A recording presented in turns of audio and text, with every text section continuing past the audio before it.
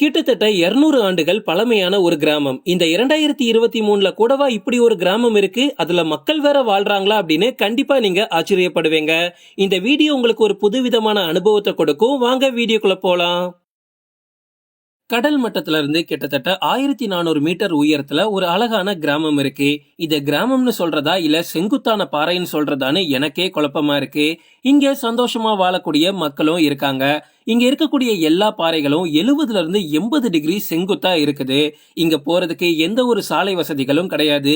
இங்க நம்மளால மனிதர்களை எந்த அளவுக்கு பார்க்க முடியுமோ அதை விட அதிகமா குரங்குகளையும் பாம்புகளையும் ஈஸியா பார்க்க முடியும். இந்த வில்லேஜுக்கு நம்ம போகணும் அப்படின்னா ஏறி போறதுக்கான இரண்டே வழி. ஒன்னு கயிறை தொங்க போட்டிருப்பாங்க, தைரியம் இருந்தா அதை பிடிச்சி ஏறி போய்க்கலாம். இல்லனா ஹேண்ட்மேடாவே உருவாக்கப்பட்ட ஏனில தான் ஏறி போயாகணும். இந்த இன்ட்ரெஸ்டிங்கான வில்லேஜோட பெயர் அட்டோலியர் வில்லேஜ். சைனால இருக்கக்கூடிய சிச்சுவன் ப்ராவின்ஸ்ல சவுத் சைடுல இந்த ஒரு வில்லேஜ் அமைஞ்சிருக்கு. இத நீங்க அட்டோலியர் கிராமம்னு சொல்லிக்கலாம், இல்லனா செங்குத்தான பாறை கிராமம்னு சொல்லிக்கலாம். மொத்தமா இங்க 72 குடும்பங்கள் மட்டும்தான் வாழ்றாங்க. ஆனா இந்த கிராமம் கிட்டத்தட்ட 200 ஆண்டு பழமையானது. இந்த ஊர்ல இருக்கக்கூடிய குழந்தைகள் எல்லாருமே ஸ்கூலுக்கு போறாங்க. ஆனா அந்த குழந்தைகள் ஸ்கூலுக்கு போய் படிக்கிறதே ரொம்பவும் சவாலான விஷயமா இருக்கு. ஏன்னா இவங்க இருக்கிறது மலைக்கு மேல, ஆனா ஸ்கூல் இருக்கிறது மலையோட அடியில ஒரு ஆத்தங்கரையில. கிட்டத்தட்ட 800 மீட்டர் கீழே இறங்கி வந்துதான் நம்ம ஸ்கூல் படிச்சாகணும். இருந்தாலும் பேரண்ட்ஸ் யாரும் சும்மா விடுறதில்ல, குழந்தைகளை கண்டிப்பா படிக்க அனுப்புறாங்க. குழந்தைகள் ஸ்கூலுக்கு போறதுக்காக இவங்களே மரங்களை பயன்படுத்தி ஏணியை உருவாக்கி பேரண்ட்ஸே அந்த குழந்தைகளை கீழே கூட்டிட்டு வராங்க. 2 வாரத்துக்கு ஒரு வாட்டி பேரண்ட்ஸ் இந்த மாதிரி பண்ணுவாங்க. குழந்தைகளை கூட்டிட்டு வந்து கீழே விட்டுருவாங்க. கீழே விட்டதுக்கு அப்புறமா குழந்தைகள் அதே ஸ்கூல்ல படிச்சுக்கிட்டு அங்க இருக்கக்கூடிய ஹாஸ்டல்ல தங்கிக்கும். 2 வாரம் கழிச்சு மறுபடியும் பேரண்ட்ஸ் வந்து அவங்கள மேல கூட்டிட்டு போயிருவாங்க. 2015ல பெய்ஜிங்கோட நியூஸ் சேனல் ஒண்ணு இதெல்லாம் பார்த்துக்கிட்டு குழந்தைகள் இவ்வளவு கஷ்டப்பட்டு மரங்கள் மூலமா செய்யப்பட்ட கொஞ்சம் கூட சேஃப்டியே இல்லாத ஏணிகளை பயன்படுத்தி தான் கஷ்டப்பட்டு ஸ்கூல்ல படிக்கிறாங்க அப்படின்றத ஒரு போட்டோகிராஃபியா வெளியிட்டாங்க. அதுக்கப்புறமா 2016ல அங்க இருக்கக்கூடிய ஒரு லோக்கல் கவர்மெண்ட் ஸ்டீல்னால ஆன ஏணியை இங்க அமைச்சு கொடுத்திருக்காங்க. இந்த ஸ்டீல் லேடர்ல மொத்தமா 2560 ஸ்டெப்ஸ் இருக்கு. இதுல சந்தோஷமான விஷயம் என்ன அப்படின்னா, என்னதான் கிராமம் மலைக்கு மேல இருந்தாலும் அவங்க படிக்கிறதுக்காக இறங்கி வரதுக்கு தயாரா இருக்காங்க. இந்த கிராமத்துக்கு கன்ஸ்ட்ரக்ஷன் அண்ட் டிரான்ஸ்போர்ட் தான் ரொம்ப ரொம்ப கஷ்டம். இப்போ ஒருவேளை நம்ம வீட்டுக்கு ஒரு குண்டுபல் போடுறோம், இல்ல நம்மளோட வீட்டுக்கு ஒரு பைப் அமைக்கணும்னா கூட அவங்க மலை இறங்கி வந்து அவங்களுக்கு தேவையான பொருட்களை வாங்கிக்கிட்டு மறுபடியும் அதை சுமந்துக்கிட்டு மலையை ஏறி போனா மட்டும்தான் அவங்களோட வீட்டுக்கு போய் சேர முடியும். ஏன்னா ஆரம்பத்திலே சொல்லிட்டேன், இங்க எந்த ஒரு சாலை வசதிகளும் கிடையாது. ஆனா இவங்க கிராமத்துல இருக்கக்கூடிய ஒரு ஸ்பெஷாலிட்டி என்ன அப்படின்னா, அங்க இருக்கக்கூடிய மண் வளம் தான். அவங்களே சொந்தமா சோளம், உருளைக்கிழங்கு, தாவரங்கள், ஆரஞ்சு, கிரீன் பெப்பர் இந்த மாதிரி பல பொருட்களை அவங்களே ஓனா அங்க கல்டிவேட் பண்ணிட்டு இருக்காங்க. சோ அங்க விவசாயத்திற்கு எந்த ஒரு பிரச்சனையும் இல்ல.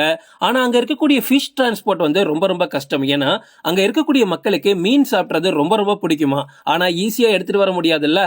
அதுக்கும் நீங்க மலையை இறங்கி வந்து அதை சுமந்துக்கிட்டு மேல எடுத்துக்கிட்டு தான் போயாகணும். இவங்க விவசாயம் பண்றதுல எந்த குறையும் இல்ல. இவங்க ஆடு, கோழி எல்லாமே சொந்தமாவே வளர்க்குறாங்க. அவங்க சாப்பிடுறதுக்கும் சரி, இல்ல கீழே போய் விற்கிறதுக்கும் சரி, இது இவங்களோட ஒரு மெயின் வருமானமாவும் இருக்கு. இங்க வாட்டர் சோர்ஸ்க்கு பிரச்சனையே இல்லை. ஏன்னா மவுண்டன்ல இருக்கக்கூடிய ஸ்பிரிங்ஸ் மூலமா இவங்களுக்கு தண்ணீர் வசதி ஈஸியாவே கிடைக்குது. இவங்களே அதிக அளவு மலைக்கு மேல ஆடுகளை வளர்த்து அதை அவங்களும் எடுத்துக்கிறாங்க, கீழே வந்து விற்கவும் செய்யறாங்க. இந்த கிராமத்துல இருக்கக்கூடிய இன்னொரு ஸ்பெஷாலிட்டி என்ன அப்படின்னா, இவங்க அதிக அளவுல ஹாஸ்பிட்டல்ஸ் எல்லாம் போறதே கிடையாது. ஏன்னா இவங்க கிராமத்துல மூலிகை தாவரங்கள் அதிகமா வளரும். இந்த தாவரங்களை பயன்படுத்தி அவங்க சிகிச்சை அளிச்சுக்கிறாங்க. இதை விட ரொம்ப ரொம்ப முக்கியமான விஷயம் என்ன அப்படின்னா, இந்த கிராமத்தை சுத்தி அதாவது மலைக்கு கீழே நிறைய கிராமங்கள் இருக்கு. அங்க எங்கேயுமே கிடைக்காத நிறைய மூலிகை தாவரங்கள் இவங்களோட கிராமத்துல கிடைக்குது. சோ அதை எடுத்துட்டு வந்து இவங்க வித்து காசு பாக்குறாங்க. நான் ஆரம்பத்துல சொன்னேன்ல, மொத்தமே இங்க 72 குடும்பங்கள் மட்டும்தான் வாழ்ந்துட்டு இருந்தாங்க. சோ அவங்களுக்கு தேவையான வீடுகளை அவங்களே கட்டிக்கிட்டாங்க. ஆனா இவங்க மணல்களை மட்டும்தான் பயன்படுத்தி வீடு கட்டுவாங்க. இவங்க இந்த மாதிரி வீடு கட்டுறதுனால ரொம்ப சஃபர் ஆகுறாங்க அப்படின்லாம் நீங்க நினைக்க வேணாம். அங்க அவங்களுக்கு கரண்டும் இருக்கு.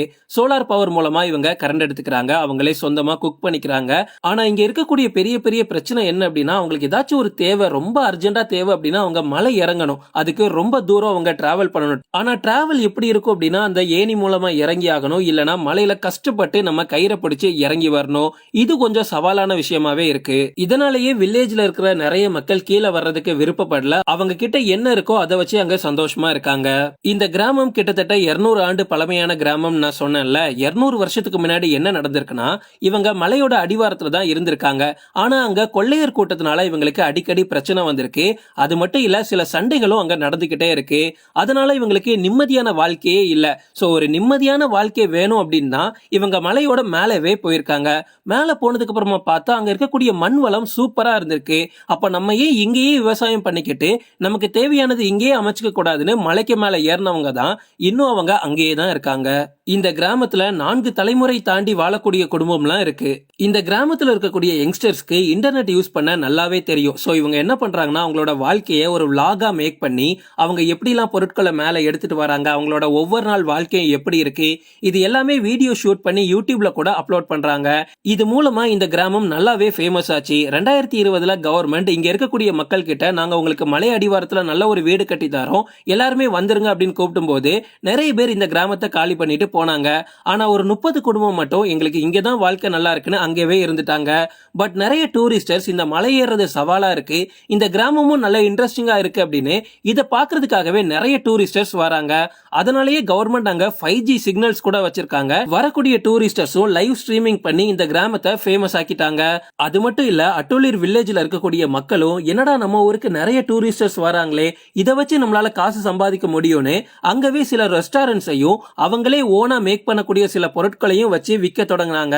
வரக்கூடிய டூரிஸ்டர்ஸ் கண்டிப்பா அந்த ரெஸ்டாரண்ட்ல சாப்பிட்டு தான் ஆகணும், வேற வழி இல்ல அவங்களுக்கு. அது மூலமா அங்க இருக்கக்கூடிய நிறைய பேருக்கு நல்ல வருமானம் கிடைச்சிச்சு.